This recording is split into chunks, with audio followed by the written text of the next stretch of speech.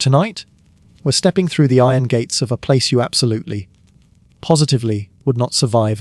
Behind the polished surface of 19th century society was an institution built less for healing and more for hiding people society didn't want to deal with. And trust me, you wouldn't last a single day. Welcome to the asylum. Once inside, the treatment was brutal. Cold baths that left you shivering for hours. Rotational chairs that spun you until you puked your soul out. Straitjackets, chains, and cells that made dungeons look cozy. You didn't heal in these places. You rotted, body and mind, while the world outside moved on without you. And the irony, these institutions were often called lunatic asylums, or moral hospitals, as if watching your neighbour get dunked headfirst in ice water was character building. So, before you get comfortable tonight, dim the lights, grab a blanket, and remember, your modern bed, your medicine, and your freedom are luxuries countless Victorians would have killed for. Because once you stepped through those asylum gates, chances were slim you'd ever step back out again. Picture it, a sprawling Gothic building, looming over the countryside like Dracula decided to go into real estate. Tall iron gates creak as they swing open. Thick walls rise up, dotted with tiny barred windows. From the outside it's grand, imposing, respectable. The Victorians loved to call these places palaces of the insane. Spoiler. Inside, they were closer to palaces of despair. The architecture wasn't designed for comfort.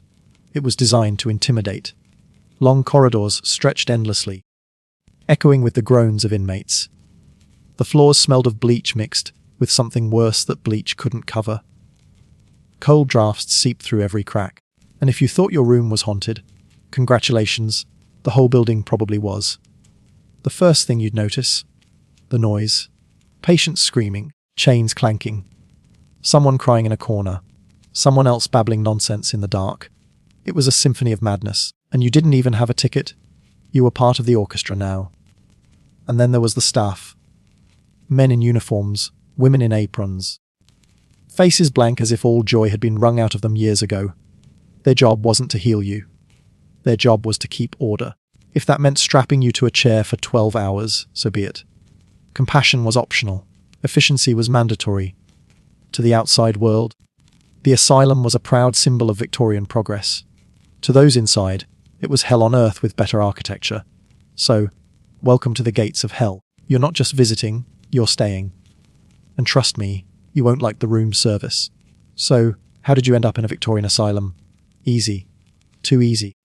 You didn't need to run naked through the streets screaming about demons. No, you could land in an asylum for the smallest, pettiest reasons imaginable. A bad mood, a bit of melancholy, or just reading too many novels. Seriously, Victorians thought excessive reading could melt your brain. Imagine explaining to them what TikTok does. For women, the list of reasons was even worse. A wife talks back to her husband. Insane. A daughter rolls her eyes at her father. Insane. Menstrual cramps. Definitely insane. And my personal favourite, hysteria. That catch, all diagnoses covered everything from depression to wanting to learn Latin. For men, the excuses were just as absurd. Drinking too much. Asylum. Not drinking enough. Also asylum. Expressing political opinions your boss didn't like. Straight to the padded cell, comrade. Basically, being slightly inconvenient was considered a medical condition. The actual process went like this. 2 doctors, who may or may not have even looked at you, signed a piece of paper. Boom. You were committed. No trial, no appeals. No, hey, maybe this person is just sad because their cat died. Paperwork, stamp, done. You went from sipping tea at breakfast to gnawing stale bread in a cell by dinner time. And here's the kicker: once you were in, good luck getting out. Families could drop you off like unwanted luggage, and unless they pulled strings or paid big money, you stayed. Patients often vanished into asylums for life. Some people weren't even insane when they arrived. But guess what happens after a few years of cold baths, restraints, and endless screaming around you? Congratulations, you've gone insane the old-fashioned way. So yeah, the admission process was less about medicine and more about convenience. Society didn't know what to do with you. Into the asylum, you were poor, eccentric, too loud, or just unlucky. Into the asylum. It was basically the Victorian version of hitting the mute button on people. So you've been admitted. Paperwork stamped, sanity revoked. What's the first thing they do? Take everything that makes you you and chuck it in a box. Clothes, gone. Jewelry, confiscated. That pocket watch you love. Sorry? Now it's contraband.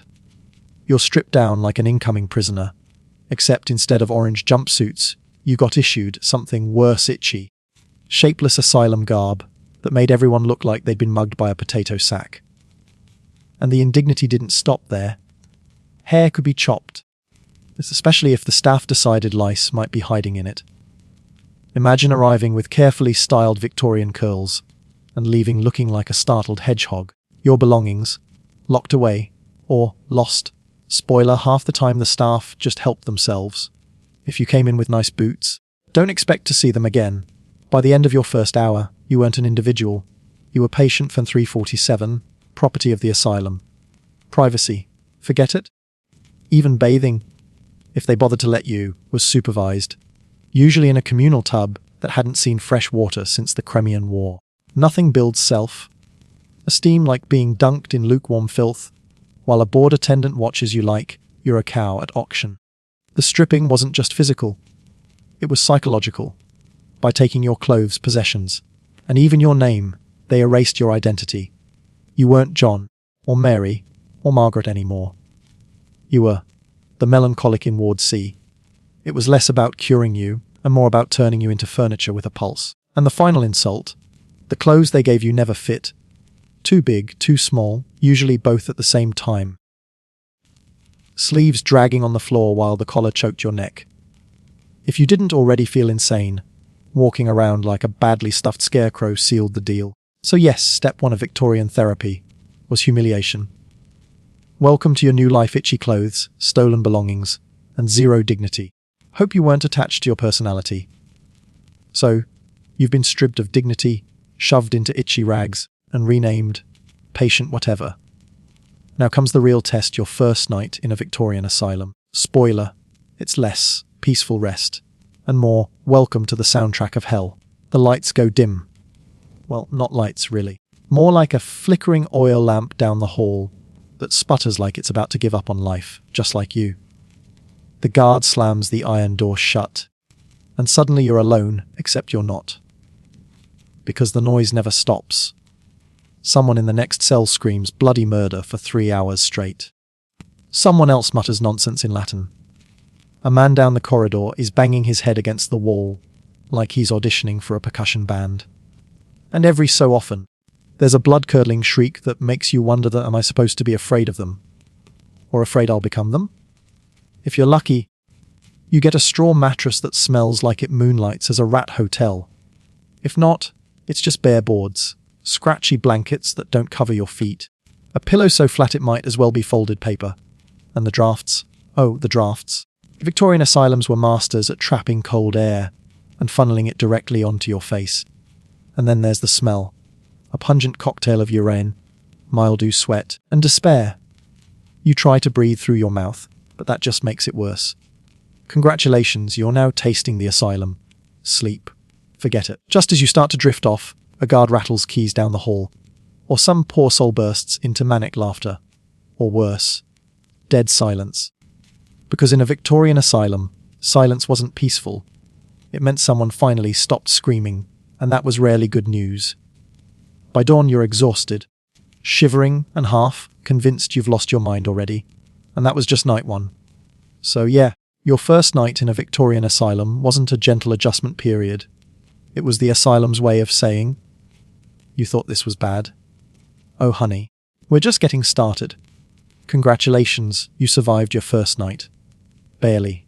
Now it's morning in the asylum, which means the chaos begins all over again, this time with daylight to really highlight the misery. The wake-up call. Forget soft alarm clocks or a cheerful good morning. Here it's the clang of a massive iron bell, or the bark of an attendant, who sounds like he gargled gravel for breakfast. Sometimes it's just the rattle of keys against your bars, followed by up, up, as if you were cattle instead of human. You sit up on your straw mattress, hair plastered to your face, eyes red from not sleeping. The room is freezing, because Victorian heating worked about as well as a damp match. Your blanket, if you had one, Smells suspiciously like it's seen more patients than a doctor. And then come the other patients. The ones who didn't stop screaming during the night. They're still going. Others are babbling, laughing, or moaning. Some shuffle in line like zombies. Others fight the attendants just to stay on the floor. It's less morning routine and more chaotic herd management. Cleanliness. If you're lucky, you get splashed with a bucket of cold water as a wash. No soap, no towel, just a shock of icy misery to really set the mood. Victorians called it invigorating. You'll call it the reason your soul just left your body. Breakfast is next. More on that in the following chapter. But the process of getting there is the worst part. You're marched down echoing corridors with a line of half-starved, half-mad people shuffling around you. The smell of unwashed bodies hits like a brick wall. The attendants prod and shove if you walk too slow. And if someone collapses, they're either dragged or kicked along. Efficiency over empathy, always. The chaos wasn't just physical, it was psychological. The noise, the orders, the dehumanizing routine. It all sent one message loud and clear. You don't belong to yourself anymore. You belong to us. So yeah, waking up in a Victorian asylum wasn't the start of a new day. It was the start of another round of humiliation, cold water, and endless noise. Coffee wouldn't save you here. Nothing would. After the freezing wake-up call, you're marched into the dining hall, where the word breakfast is used very loosely. This isn't a meal. This is punishment disguised as porridge. Picture a long wooden table scarred with decades of claw marks and teeth marks. Yes, actual teeth marks. Patients slam tin bowls onto the table, while attendants shuffle in with buckets of gruel. Not pots, not ladles, buckets. They slop it out with the same care you'd expect at a pig trough, which, fun fact, isn't a coincidence. The gruel itself. Imagine wallpaper paste, but drier. Sometimes it has lumps, sometimes it doesn't, which is somehow worse. If you're lucky, you'll get a chunk of stale bread, so hard you could file your nails with it. If you're unlucky, your bread comes with extra protein in the form of weevils. Congratulations, it's Victorian fine dining, and water. Warm, cloudy, and suspicious. Tea was a luxury, milk a dream. You drank what you were given, prayed it wasn't disease in liquid form, and tried not to think about the last time someone scrubbed the cup. Spoiler, never. The noise in the hall was unbearable. Patients slurped, screamed, laughed at nothing, or hoarded crusts in their sleeves. One guy gnawed his bread like a wild dog. Another just hurled his gruel at the wall. The attendants didn't care as long as nobody actually died at the table. If you didn't eat, they noticed. And they had a solution: forced feeding. That meant someone pinning you down, while another jammed a funnel in your mouth and poured slop straight down your throat. Imagine waterboarding, but with oatmeal. Breakfast was supposed to nourish you, but really it was another tool of control. Bland food, same every day, served in filth. It stripped you of choice, dignity, and joy. If taste buds could file a complaint, Victorian asylums would still be in court. So yeah, breakfast wasn't just bad, it was psychological warfare in a bowl. Bon appetit, patient for 347. Hope you like your porridge crunchy. Victorian doctors love to say, idleness breeds madness. Their solution: work therapy. Which sounds wholesome until you realize it was just unpaid labor with a fancy label. Patients were marched out after breakfast and assigned tasks. These weren't fun little crafts to keep your hands busy. No knitting by the fire. No watercolor painting. Nope. We're talking endless chores, scrubbing floors until your fingers bled, hauling coal like a Victorian donkey, or breaking rocks in the yard while guards watched you sweat. Men got heavy labor, digging ditches, farming, building, carrying wood. Women were stuck in laundry rooms with boiling vats, or sewing until their eyes crossed. Therapy often meant doing the exact work you'd done outside, except now you weren't paid and couldn't leave. Congratulations, your job got downgraded from awful to hellish. Doctors claimed the work restored discipline and dignity. In reality, it just kept patients too exhausted to fight back. Hard to start a riot when you're too busy trying not to pass out over a pile of wet sheets. And the conditions. Brutal. Tools were broken, rooms freezing or sweltering, water icy in winter and boiling in summer. If you collapsed, attendants barked at you to get up. refuse to work, straight to restraints, solitary confinement, or a bucket of cold water to wake your senses. Even children weren't spared. Some asylums kept kids scrubbing floors or sorting rags, because apparently childhood joy was also a form of insanity. The absurdity. This wasn't about healing. It was about profit. Asylums saved money by using patients as a free workforce. Laundry for staff, farming to feed the institution, repairs done in-house. Work therapy wasn't therapy at all. It was exploitation with a medical stamp, and the cruel joke. If you worked too hard or too efficiently, that was also suspicious. Ah yes, manic productivity, a sign of madness. So either way, you lost. So yeah, work therapy was less about curing insanity and more about making sure the asylum got cheap labour while patting itself on the back. Call it what it was, Victorian capitalism in chains. Step into the main ward, and your nose quits first. The smell hits you like a punch, sweat, piss, mildew, and something rotting in the corner that no one dares investigate. It's like someone bottled despair and spilled it all over the floor. The soundscape, equally charming, shouting, crying, muttering, hysterical laughter, sometimes all at once. Add the clank of chains, the slam of iron doors, and the occasional thud of someone collapsing, and you've got the Victorian remix of chaos. Earplugs weren't invented yet, so good luck. The layout didn't help. Long, echoing corridors with rows of cells, barred windows, and flickering lamps that made everything look like a low-budget horror set. Beds crammed together. Straw mattresses damp and crawling with lice. If you were unlucky, you had to share one. Nothing says bonding experience like waking up nose to nose with a stranger who hasn't bathed since Queen Victoria's coronation. Patients were everywhere. Some pacing like caged animals, others curled up on the floor, others banging their heads against the wall. You'd see catatonics sitting frozen for hours while attendants stepped over them like furniture. Violence could erupt any time. A chair thrown. A fistfight over bread. One poor guy trying to escape through a window, only to get hauled back by guards like a naughty toddler. And speaking of guards, they weren't exactly fountains of kindness. Their job was to maintain order, translation bark orders, hand out beatings, and keep the patients cowed. The idea of therapy was drowned out by the sound of boots stomping down the corridor. The atmosphere wasn't just physical.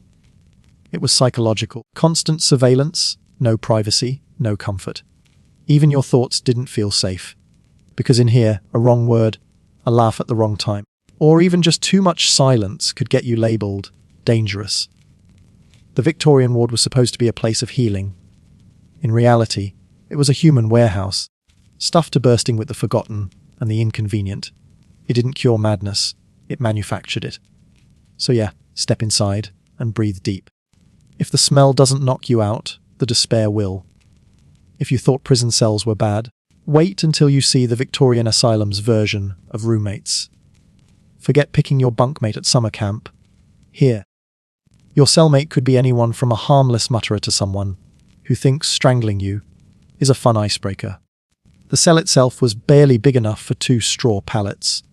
A bucket in the corner. Yes, that kind of bucket. And a drafty window that rattled all night. Add in one unpredictable roommate, and suddenly you're living in history's worst Airbnb. Sometimes you got the silent type. They'd sit in the corner, eyes wide, not speaking, not moving, just watching. Try sleeping while someone stares at you like you're the main course at a ghost banquet. Good luck. Other times you got the chatterbox. They'd babble nonsense from dusk till dawn, reciting Bible verses backward, telling you about the demons in the floorboards, or worse, asking if you'd like to meet them. It was like being trapped in a podcast you never subscribed to and couldn't turn off. And then there were the violent ones, quick to snap, quicker to swing.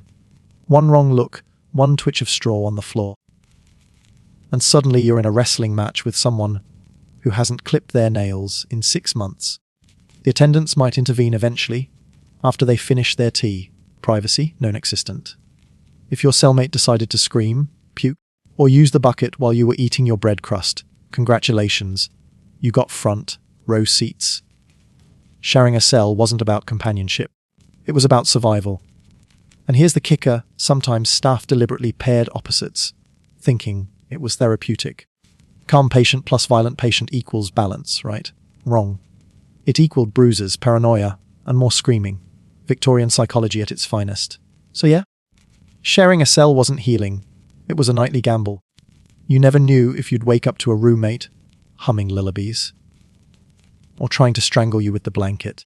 If you were unlucky enough to be a woman in a Victorian asylum, and let's be real, it didn't take much. Congratulations. You got double the misery.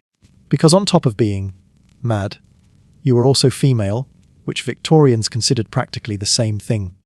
The list of reasons women got admitted could fill a library. Hysteria, over-education, wandering womb. Yes, they thought uteruses went on joyrides around the body. Being too sexual, asylum. Being not sexual enough, asylum. Talking too much, asylum. Talking too little, also asylum. Basically, if you existed while female, society had a padded room waiting. Once inside, the women's wards weren't gentler. They were crueler. Work therapy for women meant endless laundry, sewing or scrubbing floors until your knuckles bled.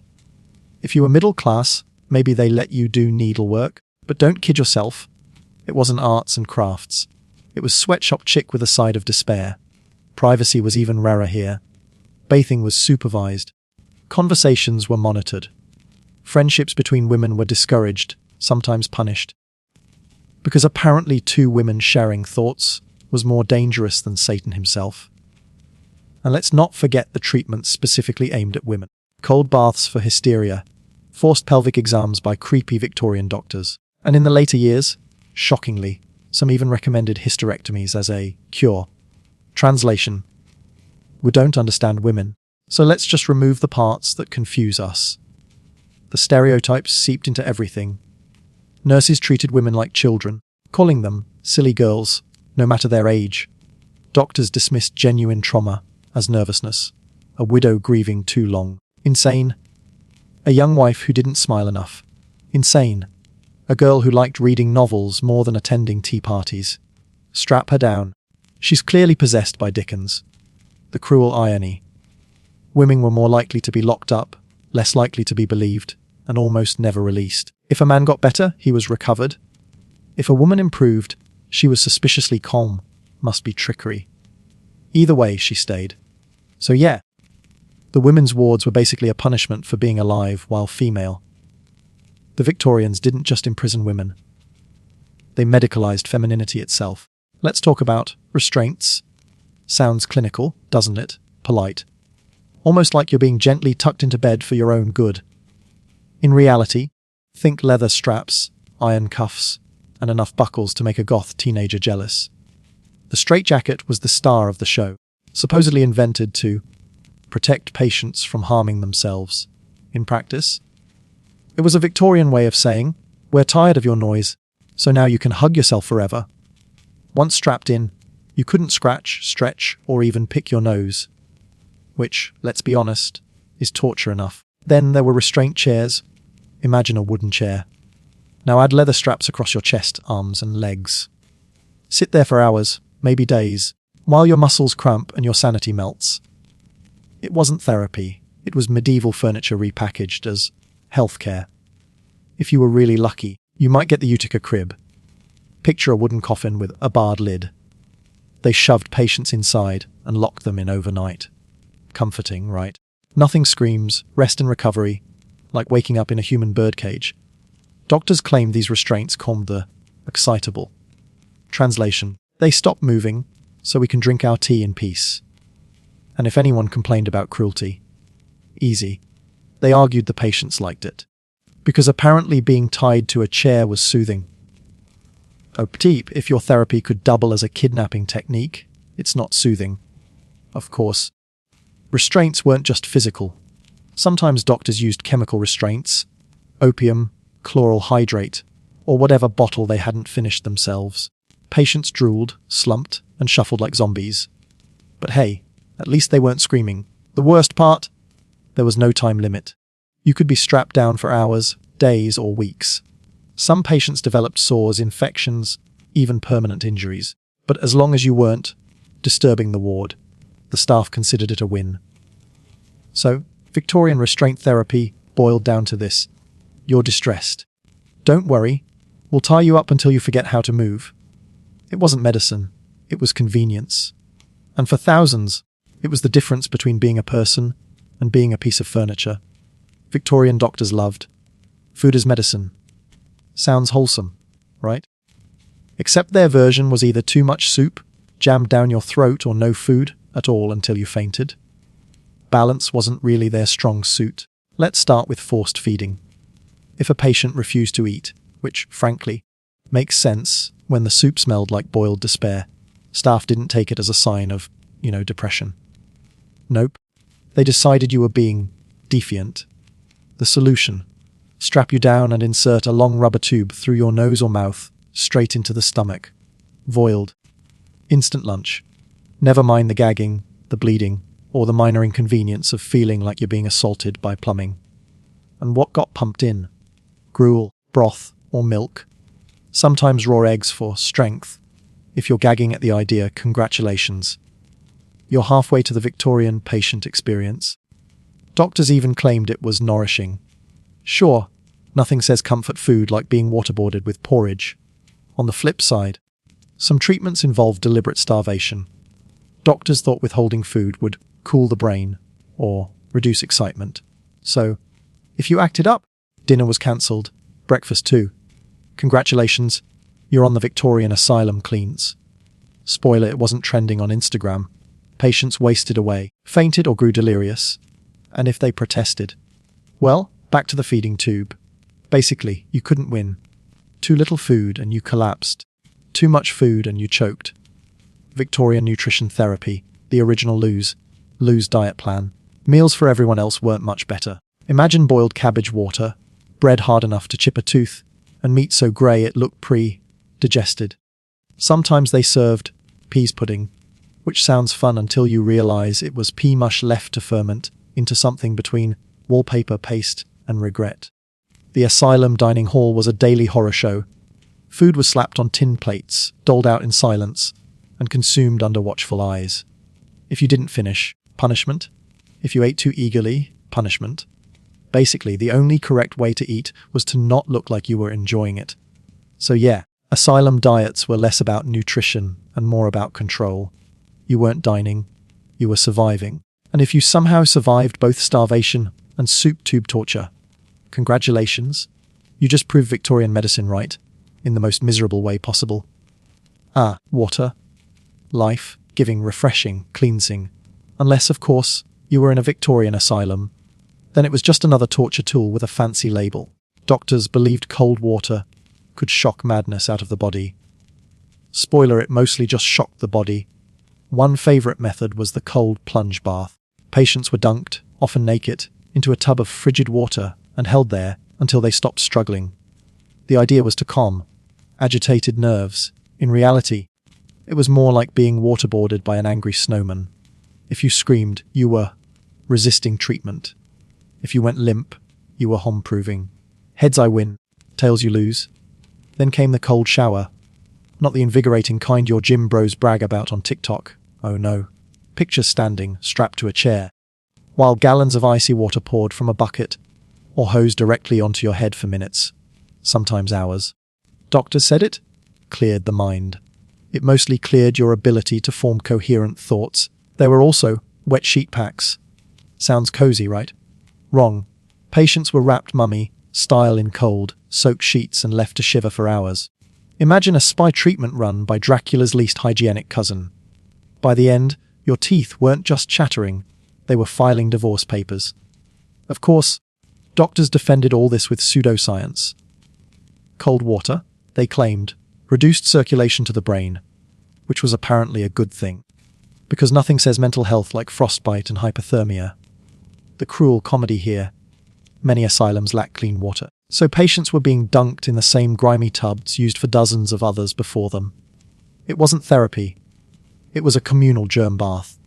Congratulations, you didn't just get hypothermia, you also got diphtheria for free.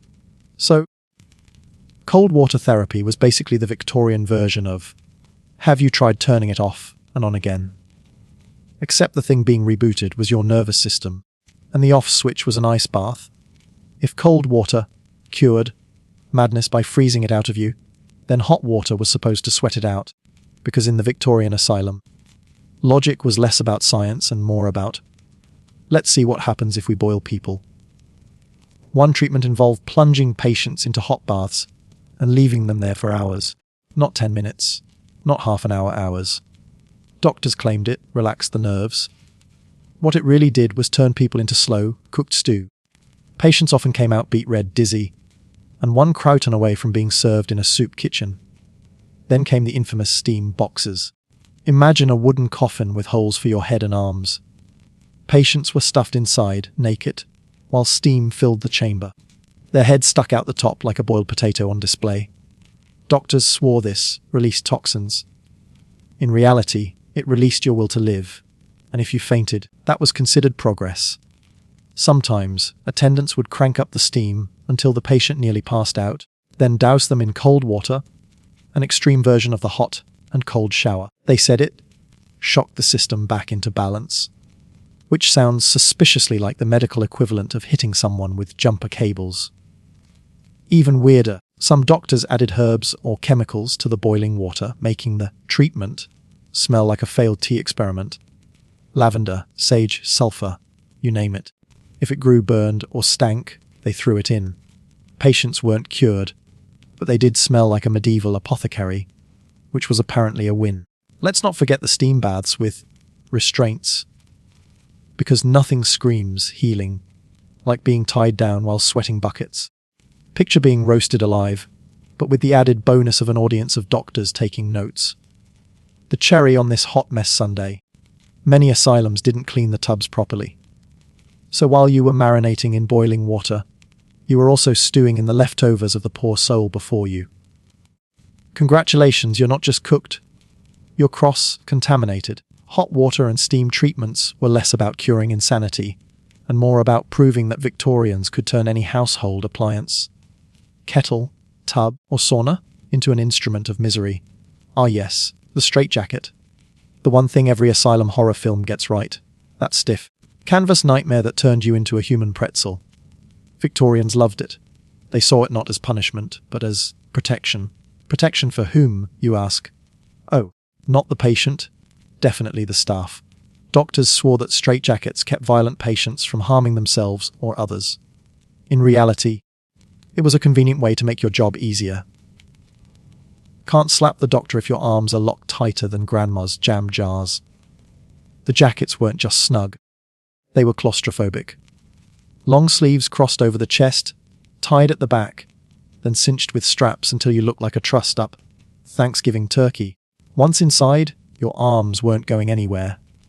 You could wiggle, you could roll, but mostly you just lay there stewing in your own sweat, drool, and despair.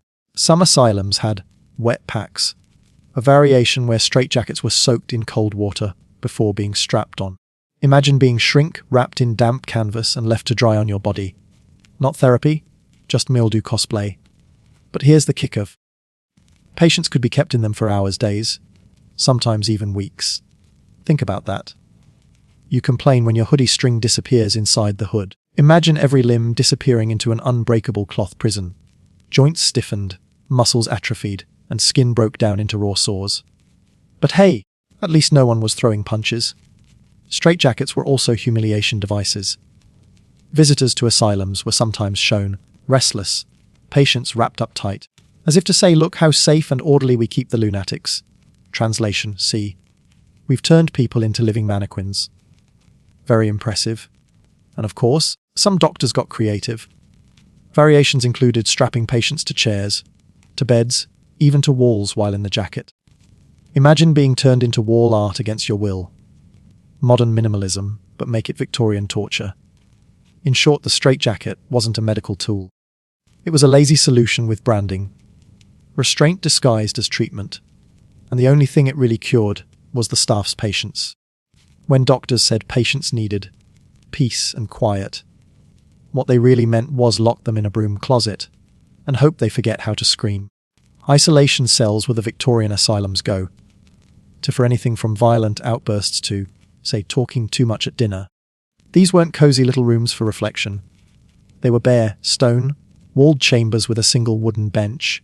If you were lucky, more often, It was just you, the floor, and whatever bugs had taken up permanent residence. Windows, optional. Light, rare heating? Absolutely not. If you got cold, you were expected to cuddle your own misery. Doctors defended solitary confinement as a way to calm overwrought nerves. Translation: patients stopped yelling because their throats gave out, not because they felt better. Silence was seen as improvement, even if it was just the sound of someone crying too quietly to register through thick stone walls. And let's talk about the smell. With no toilets in these cells, solitary often meant you plus your chamber pot. If attendants forgot to check on you, or just didn't feel like it, you sat in it for hours, days, sometimes longer. Forget aromatherapy, this was stench therapy. The cruel irony: some patients begged for solitary. Why? Because at least in the isolation cell, you didn't have to deal with the shouting, moaning, an occasional chair throwing from the main ward. It was the Victorian version of noise cancelling headphones, except instead of headphones you got four walls and trauma. Visitors to asylums were sometimes shown these cells as a way of boasting about discipline. See how calm they are in there, attendants would say. Sure, calm, like a potato sealed in a cellar. Patients weren't better. They were just learning the fine art of silent despair. So, solitary confinement was less about curing madness and more about making patients disappear. Out of sight, out of mind, out of basic human dignity. Think of it as the worst Airbnb in history. 0 stars, no amenities, no checkout time. Victorians loved a good slogan, and moral treatment was one of their favourites. It sounded noble, compassionate, even progressive. The idea was simple: treat patients with kindness, structure, and a little moral guidance, and void, sanity restored. In practice, well, imagine trying to cure schizophrenia with a firm handshake and a lecture about Jesus. That's basically what it boiled down to. The core philosophy was that madness was partly caused by poor habits, laziness, or moral weakness. So doctors thought they could correct insanity the same way you correct a naughty schoolboy, with discipline, hard work, and Bible readings. Therapy, Victorian edition, looked suspiciously like boarding school with extra trauma. Patients were encouraged to follow strict daily routines: wake at dawn, clean their rooms, eat porridge, work in the gardens, pray, repeat. Sounds wholesome, right? Except this wasn't self-improvement. It was forced labor disguised as character building. You didn't hoe cabbages to relax. You did it because refusal meant punishment. Doctors swore this structure restored order to the mind. But really, it restored order to the asylum's flower beds. Patients didn't suddenly stop hearing voices. They just got blisters. And then there was the moral instruction itself. Imagine a man in a waistcoat standing over you, earnestly explaining that your unruly passions were the reason you'd lost your marbles. Yes, thank you, doctor. Clearly my brain chemistry just needed a stern talking to and a few psalms. Truly groundbreaking. The cherry on top. Visitors loved it. They'd stroll through asylums and see patients calmly sewing or raking leaves and think they didn't see the beatings that came before the calm, or the fact that most patients were just too exhausted to resist. So, the grand, moral treatment was less about morality and more about making the institution look good to outsiders. It was PR with porridge. Patients didn't get better. They just got better at faking obedience. If you've ever thought reality TV is exploitative, wait until you hear about the original binge, watch a day trip to the asylum. Yes, in Victorian England, visiting an asylum was a leisure activity. You didn't go to the zoo to see lions. You went to Bedlam to see lunatics. For a small fee, curious Londoners could stroll through the wards and gawk at patients like they were exhibits. Families made a day of it. Pack a picnic. Nothing says wholesome family bonding like pointing at a man who thinks he's Napoleon. The patients, of course, didn't get a choice. Some were encouraged, or forced, to perform, shouting, singing, dancing, raving. It was all fair game for entertainment. Doctors even argued that this was beneficial, claiming it provided stimulation for the patients. In reality, it just lined the institution's pockets and kept bored Victorians amused between public hangings. Imagine being locked away, deprived of dignity, and then paraded in front of strangers for laughs. And if you didn't act up, no problem. Visitors still got to enjoy the ambience, The smell of sweat, chamber pots, and despair, like a carnival, but with more screaming and less candy floss. Sometimes attendants encourage spectators to poke patients, just to provoke a reaction, because nothing screams compassionate care, like turning someone's breakdown into a party trick. It was less medical treatment, more sadistic improv comedy, and the worst part, people loved it. Newspapers advertised it. Guidebooks recommended it. Bedlam was basically the Disneyland of human suffering, except the rides screamed back. So, while Victorians patted themselves on the back for being civilized, they were literally buying tickets to watch people lose their minds. If that's not horror with a side of dark humor, I don't know what is. Victorians loved the phrase, "Idle hands are the devil's workshop." So, naturally, their solution to madness was to make sure no one had idle hands ever again. Welcome to work therapy, a treatment plan that suspiciously resembled running a sweatshop. Patients were put to work in gardens, kitchens, laundries, and workshops. They cooked, cleaned, sewed, farmed, and repaired asylum property. Doctors said it was therapeutic. That labor focused the mind and instilled purpose. Translation: congratulations. You've just become the asylum's unpaid janitor. Imagine arriving at the asylum in a state of psychotic despair. Nothing cures hallucinations like weeding turnips for 12 hours. Men often worked in the fields, chopping wood or building things. Women were assigned endless sewing, washing, and cooking. Because nothing says mental recovery like doing the same exhausting chores that probably helped break you in the first place. Some patients actually found comfort in structure, sure.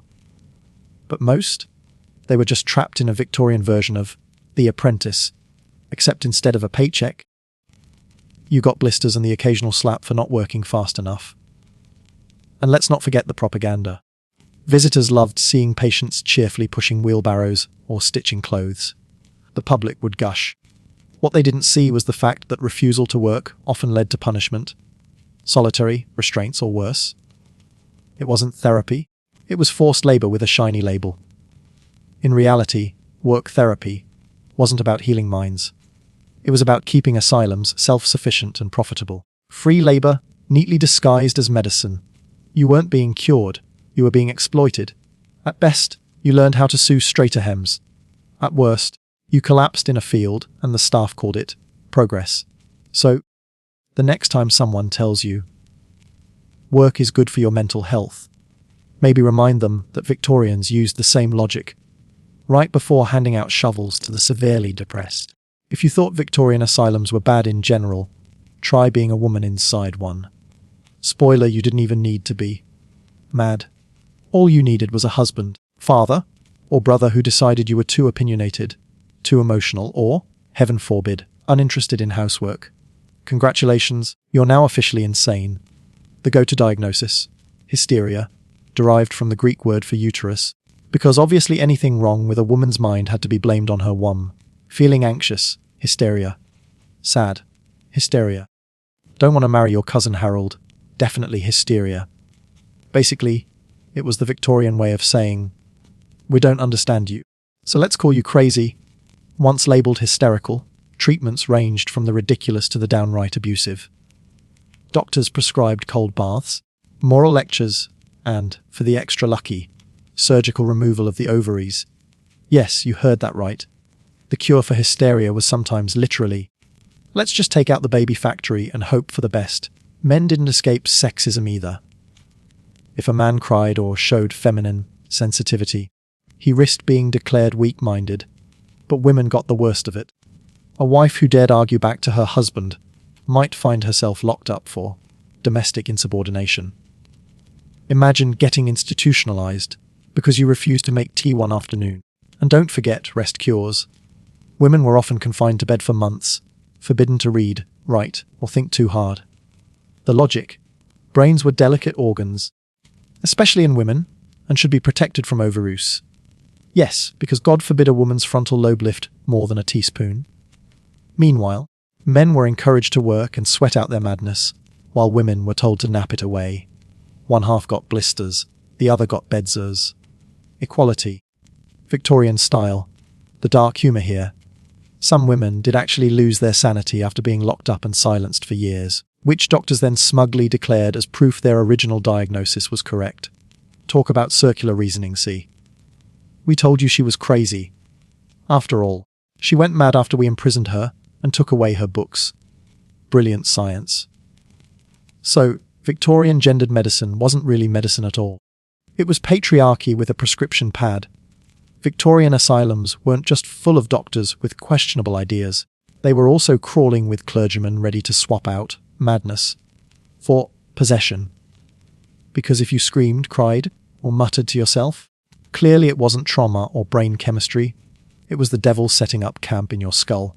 Priests, chaplains, and overzealous believers often treated patients like battlegrounds for spiritual warfare.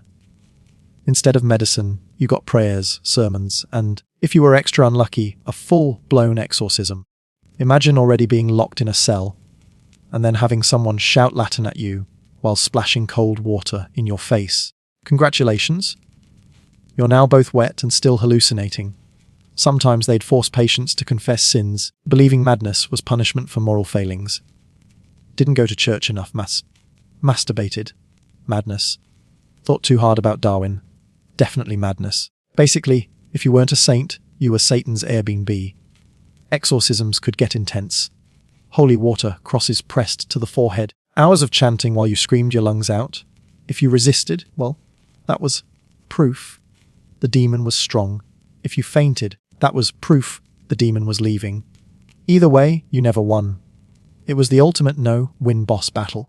And let's not forget fasting and purification.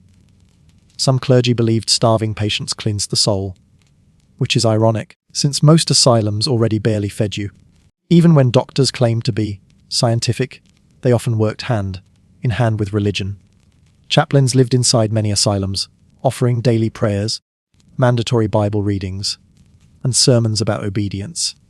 Nothing lifts the human spirit like being told your suffering is God's will.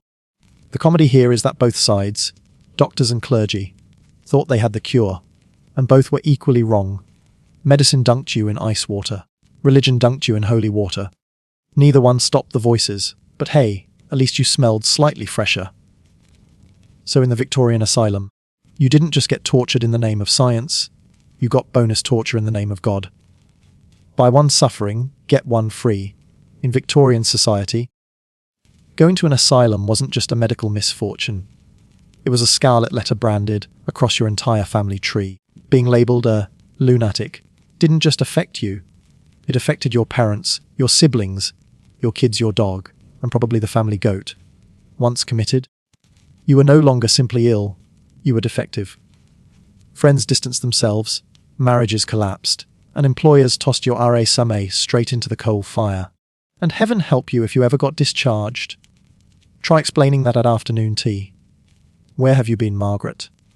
Oh, just a 3-month holiday in the local madhouse. Lovely wallpaper. Families were often embarrassed enough to hide the fact completely. Instead of saying, "Oh, George is in treatment," they'd whisper, "George has gone abroad." Abroad. In this case, meaning down the road to a padded cell. Nothing says shame quite like lying to your neighbours about an imaginary holiday. The stigma was so strong that some families locked away relatives at home to avoid the scandal of a public admission.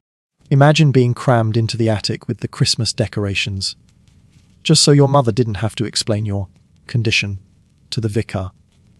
Out of sight, out of polite society. Marriage prospects, forget it. Even distant relatives of asylum patients were considered tainted. You could be the picture of health. But if your great-aunt once babbled at the dinner table, congratulations, you're unmarriageable. Because apparently madness was more contagious than the plague, and let's not overlook the gossip economy. Neighbours thrived on asylum talk. Did you hear about Mrs. Clark?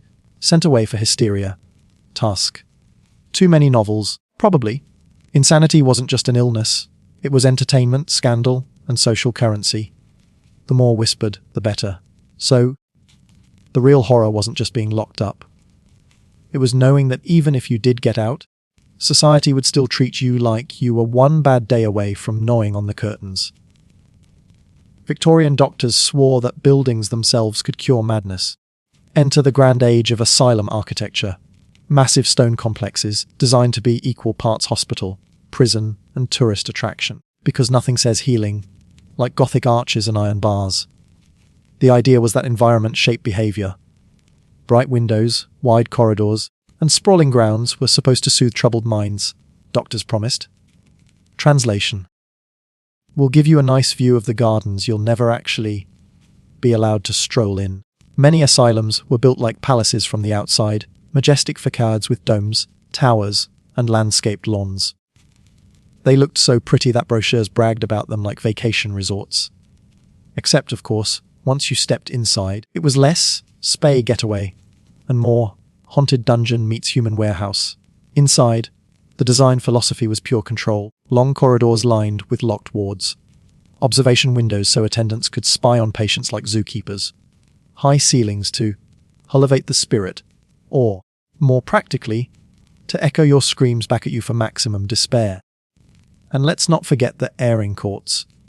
These were fenced in outdoor pens where patients could walk in circles for exercise. Think less therapeutic stroll and more Victorian hamster wheel. Doctors claimed it restored dignity. The 6-foot iron fences disagreed. The real kicker: the buildings themselves became attractions.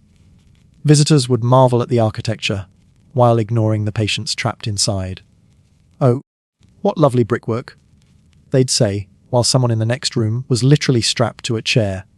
So, while the Victorians thought they'd designed temples of healing, what they actually built were grand monuments to misery. Stone prisons dressed up in Sunday best. Beautiful on the outside, bleak as hell on the inside. Kind of like Instagram, but with more lice. Victorian doctors loved routine. They believed it was the secret ingredient to curing insanity. Rise at dawn, work all day, eat gruel at set hours, lights out by dusk.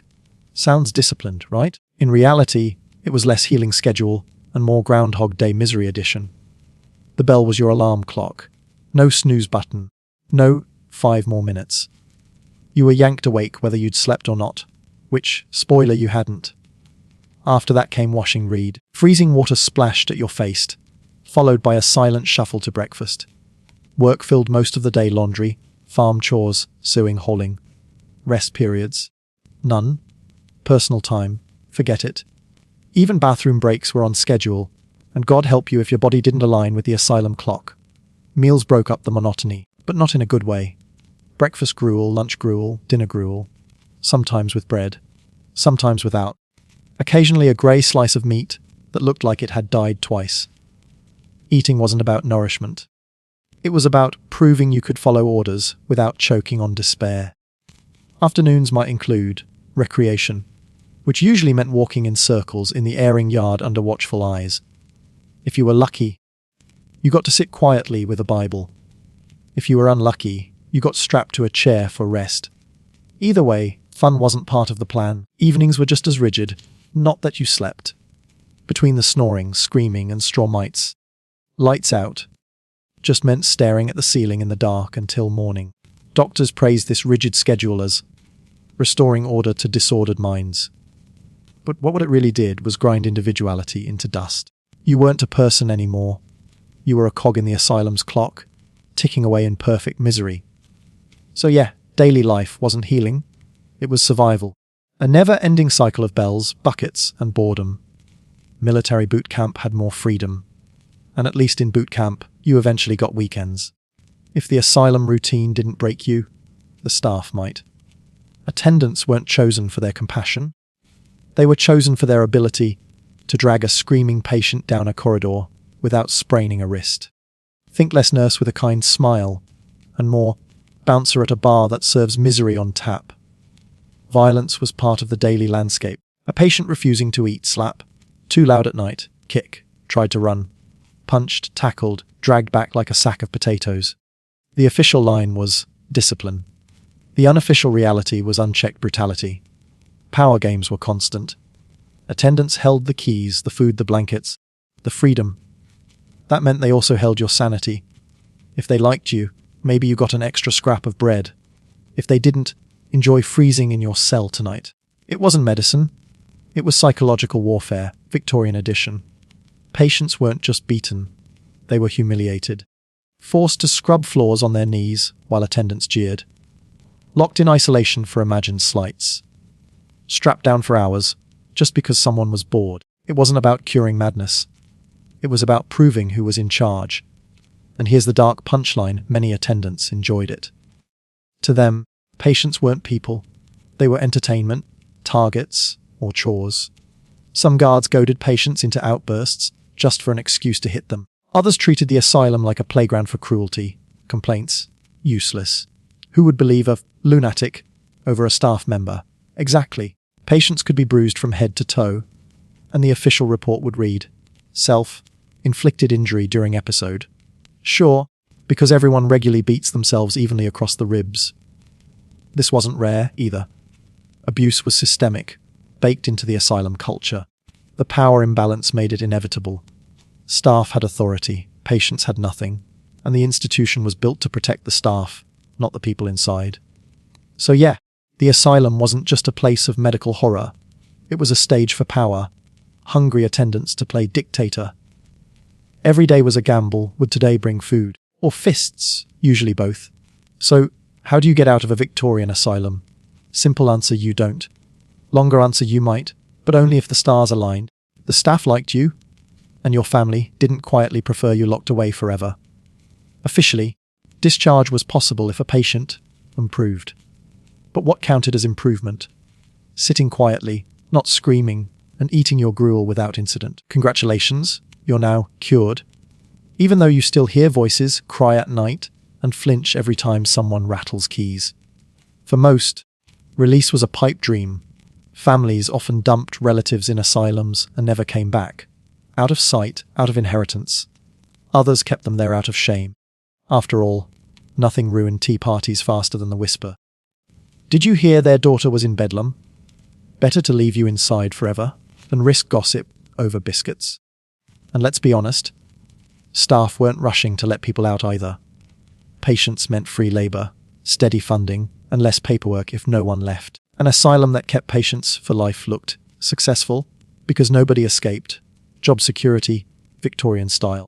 Even the lucky ones who did leave carried the asylum like a shadow. Society branded you for life. Employers avoided you, suitors vanished, neighbors whispered. Once, lunatic, was stamped on your record. It stuck harder than bedbugs in the straw mattress. For some, dying inside the asylum was more likely than walking out. And when death came, burials were cheap, anonymous, and usually on asylum grounds. Rows of unmarked graves. No names, no dignity. Just another number in the ledger.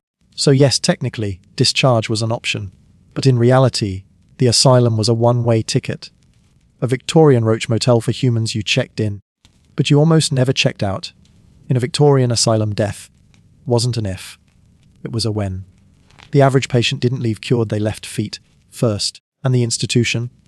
It treated death with all the ceremony of tossing out last week's rubbish. Causes were endless. Starvation diets, infections, untreated diseases, pneumonia from freezing cells, injuries from restraints, or just sheer neglect.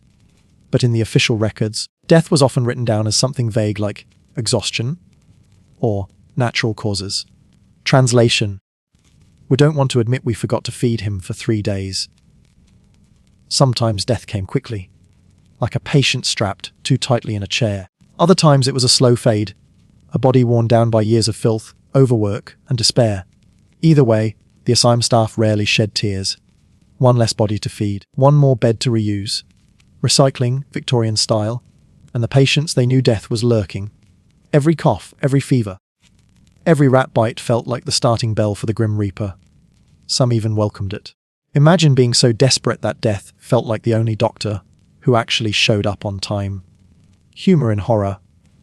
Picture this: a doctor noting in his ledger, patient expired peacefully in sleep, when in reality, the poor soul keeled over in the middle of choking on grey porridge. Peaceful. Sure, if you consider oatmeal waterboarding a calm send-off. Death wasn't just an end, it was routine. So routine that other patients barely reacted anymore. Screams, restraints, burials, same cycle, different day. You didn't mourn in a Victorian asylum. You just braced yourself, knowing you might be next. So yeah, in the asylum, death wasn't shocking. It was housekeeping. The Grim Reaper clocked in daily, and business was always booming. So, you finally died in the asylum. Surely now you'll get respect, right? A funeral, a headstone, maybe even a few kind words. A welcome to the asylum graveyard, where the only thing guaranteed was anonymity. Most asylums had their own burial grounds tucked just behind the main buildings. Rows upon rows of plain dirt mounds, often unmarked, sometimes with nothing more than a wooden peg hammered into the soil. And those pegs, they rotted in a few years, leaving entire fields of who knows who. Congratulations, you're a permanent mystery. If you were lucky, your family might pay for a proper burial elsewhere. If not, the asylum buried you as cheaply as possible. Coffins were reused or made from flimsy wood that disintegrated fast. Some patients went straight into communal pits, stacked like forgotten laundry. Nothing said. Closure, like being the middle layer in a human lasagna. Funerals. Don't make me laugh. Most burials happened at dawn with no mourners, no hymns, and no names spoken. The staff's idea of respect was, get it over with before breakfast. And here's the kicker, some graveyards eventually got built over. Shopping centres, housing estates, even car parks now sit on top of asylum dead. So yes, your eternal rest might involve someone parallel, parking above your skull. Visitors today sometimes stumble across these cemeteries, finding crooked crosses or half-buried stones marked with numbers. Numbers, not names. Because even in death, patients were statistics, not humans. The humour? Picture the afterlife roll call. John Smith, here. Mary Jones, here. Patient Fen 347, anyone? Silence. Because even God couldn't find you in that mess. So in the Victorian asylum, you didn't just live as a number. You died as one.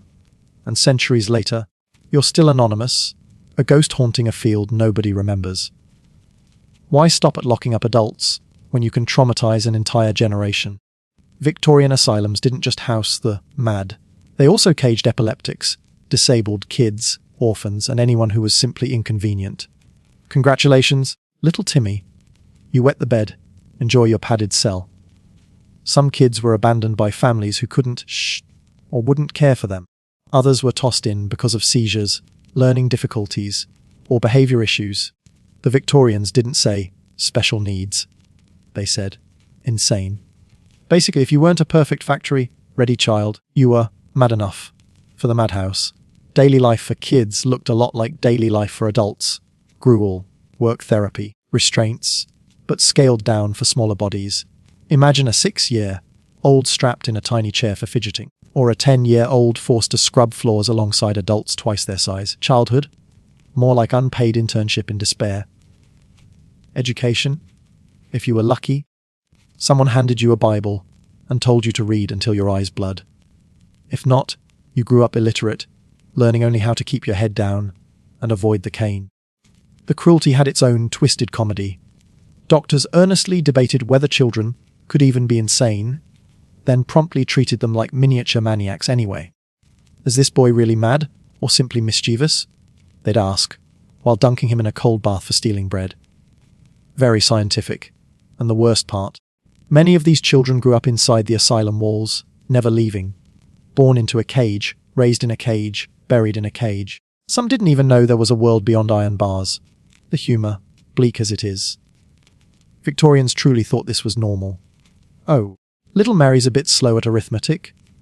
Better lock her away forever. Wouldn't want her frightening the neighbours. Right. Because clearly, the biggest danger to society in 1860 was an 8-year-old who struggled with fractions. So yeah, Victorian asylums weren't just hell for adults. They were playgrounds of cruelty for kids too. Except the swings were replaced with chains, and recess was scrubbing chamber pots. Victorian asylums weren't just hospitals. They were money machines dressed up as charity. Behind all the talk of healing and moral treatment lurked ledgers, profits, and managers who cared less about sanity and more about balance sheets. Funding often came from two places: wealthy families, who paid to stash away their difficult relatives, and the government, which paid per patient. More patients meant more money, which meant doctors had every incentive to keep you inside forever. Suddenly, lifelong care made a lot of financial sense. Then there was the free labour. Remember all that? Work therapy. It wasn't just busy work, it kept the asylum running. Patients grew food, sewed uniforms, cleaned floors, and did laundry.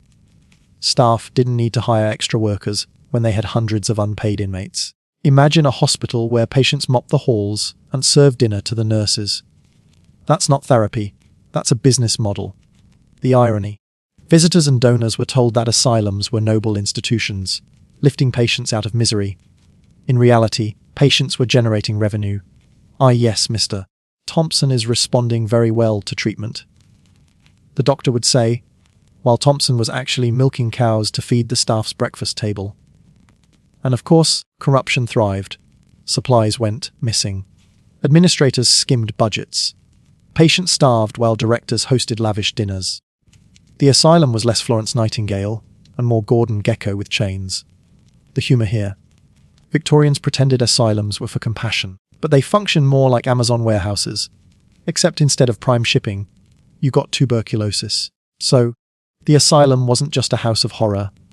It was a business empire. And the product wasn't healing. The product was you. Victorian asylums weren't just filled with patients. They were playgrounds for quack doctors armed with wild theories and zero accountability.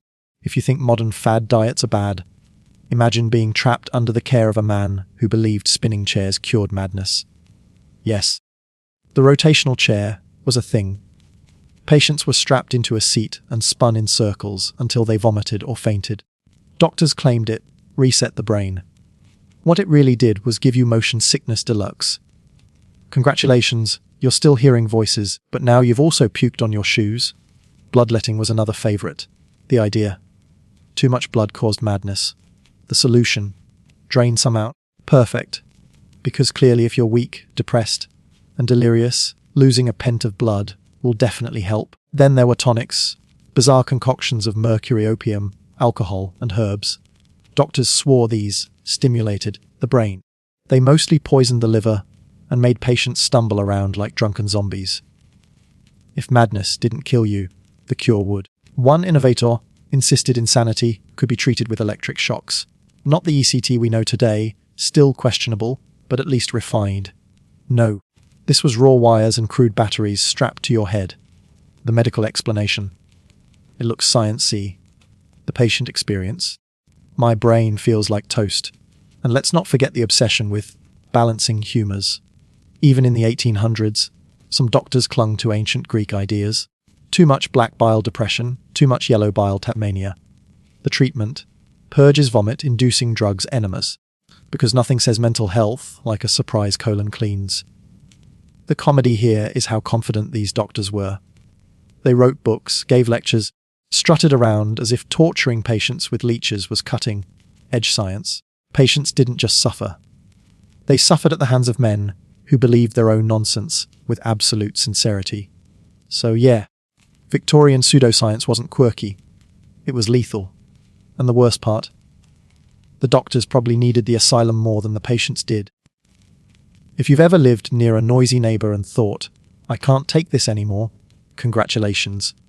You would have lasted 10 minutes in a Victorian asylum. The soundscape was constant, overwhelming, and uniquely horrifying. Picture this one man screaming for hours about demons. Another laughing hysterically at nothing. Someone else sobbing like their heart is being ripped out. Add the clang of iron doors, the rattle of chains, attendants shouting, and boots stomping down endless corridors. The asylum was less a hospital and more a non-stop death metal concert. Except the band was out of tune, and the audience was chained to the seats. The crying wasn't just sad, it was contagious. One person wailed, and soon 3 more joined in. A chorus of despair, echoing through stone halls. And just when you thought it couldn't get worse, someone started singing hymns off-key. Imagine Amazing Grace, but performed like a banshee audition. At night, things didn't calm down. If anything, they got creepier. Whispers, mutterings, screams that came out of nowhere. Patients banging their heads against walls. Someone rattling their cell bars like they were trying to break out of Alcatraz. Sleep. Forget it. You were lucky if you dozed off for 5 minutes between screams. And silence. That was the scariest sound of all. Because in a place where noise was constant, silence meant something terrible had happened. Someone restrained, unconscious, or dead. You didn't relax in silence. You held your breath, waiting for the next eruption. The humor in this nightmare. Doctors claimed the noise was proof of insanity, as if the environment itself wasn't making everyone worse. See how disturbed they are? Yes, doctor. Maybe it's because the place sounds like an orchestra composed entirely of nightmares. So, yeah, the soundtrack of a Victorian asylum wasn't healing music. It was chaos on repeat. And if you managed to keep your sanity through the endless racket, congratulations, you probably lost your hearing instead. In theory, families were supposed to visit loved ones in the asylum. In practice, most didn't. Visiting your insane cousin wasn't exactly fashionable in Victorian England. Lunatics weren't Instagrammable. They were shameful secrets. For the rare families who did show up, visits were short, stiff, and painfully awkward. Picture a dim visiting room, an iron gate between you and your relative, and 2 attendants looming to make sure no one got too emotional. Nothing says bonding like chatting through bars while a guard coughs loudly every time you mention escape. Families usually kept conversation polite. How are you, dear? I'm strapped to chair half the day, mother. Oh, splendid. And how about the weather? Victorians weren't exactly champions of emotional honesty. Sometimes visits were downright cruel. Relatives came not to comfort, but to inspect, to make sure the patient was behaving. If you looked too sad, they shook their heads. Too cheerful, they suspected mania. Basically, there was no correct way to exist during family hour, and then there were the no-shows. Countless patients were dumped in asylums and never visited again, out of sight, out of family tree. Relatives lied to neighbors, claiming their loved ones had gone abroad or fallen ill. Abroad apparently meant locked in the cellar with screaming roommates. The grim humor. Families sometimes sent letters instead of visiting, and staff censored them. Patients might only receive one line, "We hope you're improving." Translation: We're enjoying your inheritance, don't hurry back. So family visits, when they happened, were less warm reunions and more strained performances. A chance for patients to remember what they'd lost, and for families to reassure themselves they weren't the crazy ones. Not everyone went quietly into the Victorian asylum machine. Some patients resisted, and their small acts of rebellion were both inspiring, and at times, unintentionally comedic. Escape attempts were common. Patients scaled fences, wriggled through windows, or bolted during outdoor work duty. One even disguised himself as a visiting clergyman and strolled out the front gates. Honestly, points for creativity. Less so for the fact he immediately got caught, because he forgot to remove his patient wristband. Others staged hunger strikes, refusing to eat the gruel. The staff's response: forced feeding tubes. Imagine your noble protest ending with oatmeal being poured into your stomach via hose. Nothing crushes the spirit of rebellion quite like being waterboarded with porridge. Some fought back physically, throwing punches at attendants, flipping tables, or hurling chamber pots like hand grenades. Yes, it was messy, but it made a statement. And nothing says, "Power to the people," like narrowly missing your guard with a flying bucket of piss. Then there were the subtle resistances, hoarding crusts of bread, whispering forbidden conversations, sneaking notes to outsiders. Patients formed alliances, traded scraps, even shared jokes in the face of misery. Laughter in an asylum was practically contraband, making it the most radical act of all. But the system almost always won. Escapes ended in recapture, violence ended in restraints, resistance ended in solitary confinement. Yet each act, no matter how small, was proof that patients weren't just lunatics. They were people, thinking, desperate to assert even a shred of control over their lives. The humor here: Victorian doctors insisted patients resisted treatment because they didn't want to get better. No, doctor, maybe they resisted because you strapped them to chairs, dunked them in ice water, and called it medicine. Just a thought. So yes, patients fought back. And while most rebellions were doomed, they revealed a truth the Victorians never admitted. The so-called insane weren't passive objects. They were fighters, armed with whatever dignity, fists, or flying chamber pots they had left. Surviving a day in a Victorian asylum was bad enough. Surviving years. That was a slow motion erasure of everything that made you human. Madness didn't always put you here, but the asylum made sure it finished the job. Time inside didn't flow normally. Days blurred into weeks, weeks into years. The same bells, the same gruel, the same screams echoing down the corridor. At some point, you stopped counting. Birthdays slipped by unnoticed. You might forget your own age. Or worse, you might forget your own name. Reduced to patient 172. The human body wore down fast. Malnutrition, hard labor, and untreated disease meant most long-term patients looked decades older than they were. A man in his 40s carried the face of an 80-year-old. Women developed permanent stoops from laundry and scrubbing. Hands were raw, backs bent, eyes hollow. The asylum didn't just house you, it weathered you like stone in the rain. And the mind, it dulled, collapsed, or cracked. Some patients retreated into silence, staring at walls until they became furniture. Others spiraled deeper into delusions. Their only escape a world inside their heads. Many simply gave up. Hope was too exhausting to maintain. The humor, if you can call it that, was how doctors labeled this collapse as progress. Patient is calmer. They'd note, after months in restraints. Translation: the poor soul finally stopped fighting. Patient is content, after years of forced routine. Translation: the spark is gone, but at least they don't bite anymore. Even haircuts and clothing stripped identity away. Everyone wore the same drab smocks. Heads shaved for hygiene. Individuality erased until the ward looked like an army of ghosts shuffling in unison. The long haul wasn't living. It was waiting. Waiting for discharge that never came. Waiting for family who never visited. Waiting for the end, which was usually the asylum graveyard out back. So yes, you could last decades in a Victorian asylum. But by the time you did, there wasn't much you left. Just a shell wearing someone else's name, or no name at all. By the late 1800s, people finally started asking, hey, are we sure chaining people to walls and dunking them in ice water is medicine?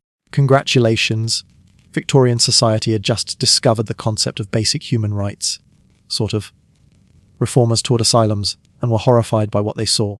Patients half-starved, strapped down, or babbling in filthy wards. Reform speeches painted vivid pictures of suffering, though somehow they always skipped the part about how reformers then went home, had tea, and did very little. The buzzword of the day was reform. Politicians promised better food, better care, more sunlight, and less abuse. Which sounded lovely, until you realized less abuse usually just meant fewer whips and more leather straps. Progress!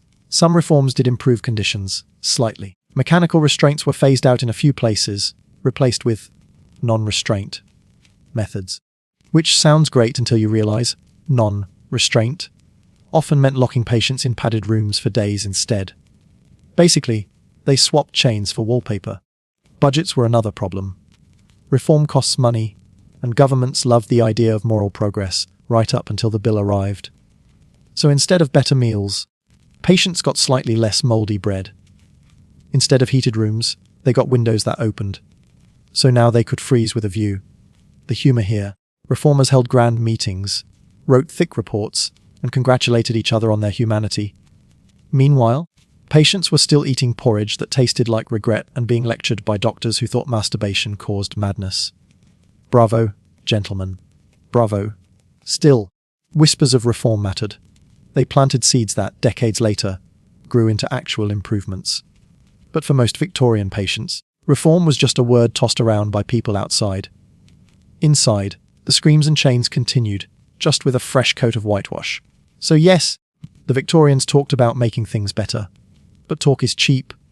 And in the asylum, everything else was still hellishly expensive, except human life, which was practically free. Take a moment to breathe. Because if you were in a Victorian asylum, you wouldn't have that luxury. The air would reek of sweat, mildew, and despair, not lavender candles and essential oils. Now picture this today. We complain when the Wi-Fi drops for 10 seconds. Back then, you were lucky if the rats didn't chew through your shoes while you slept. Netflix buffering. Try waiting 3 months for a new pair of lice. Free socks. Modern hospitals give you adjustable beds, call buttons, and at least one nurse who pretends to care. In a Victorian asylum, your adjustable bed was straw that got lumpier each night, and the only call button was you screaming into the void. Spoiler: nobody came. Even food complaints feel laughable now. People rage about oat milk shortages or how paper straws collapse halfway through a frappuccino. Meanwhile, asylum patients were choking down porridge, so bland it made wallpaper paste look like fine dining. Honestly, you could have handed them a soggy straw and called it dessert. Clothing. Today, you can order pajamas with overnight shipping. Asylum patients had two options: one scratchy shift that doubled as a straitjacket, or nothing. And nothing wasn't cute minimalism. It was a drafty nightmare where frostbite competed with shame. Even boredom has shifted. We moan about TikTok being down. They spent years staring at walls, counting cracks until they forgot how to count. So yes, it's easy to laugh at their misery from the comfort of central heating and DoorDash. But humor aside, there's a grim lesson here. What we call hell today is practically luxury spa treatment compared to the Victorian asylum. In short, next time you whine about slow internet, just be glad you're not stuck in a padded cell, chewing bread crust that tastes like depression, while some quack doctor blames your madness on reading too many novels. We've walked through the echoing halls of Victorian asylums together, seen the damp cells, the rough treatments, and the lives that unfolded in shadows. It's heavy stuff, yes. But here's the thing: their suffering gives us something valuable: perspective. Today, we live in a world with warmth, medicine, comfort, and choices that those patients could only dream of. We can speak about mental health without whispers. We can reach for help without chains.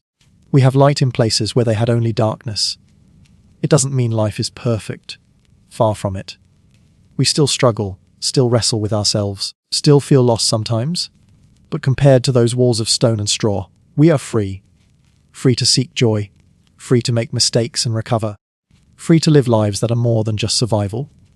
So what do we do with that freedom? We cherish it. We laugh, we stumble.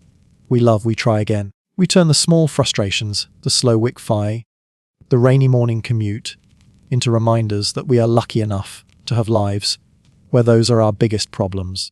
If the ghosts of those asylums could whisper to us now, I think they'd say make it count. Live boldly. Hold your people close. Use your freedom for good. Don't waste the gift they never had. And with that, we step back from the past, grateful for the present, and perhaps a little more determined to carry it with care.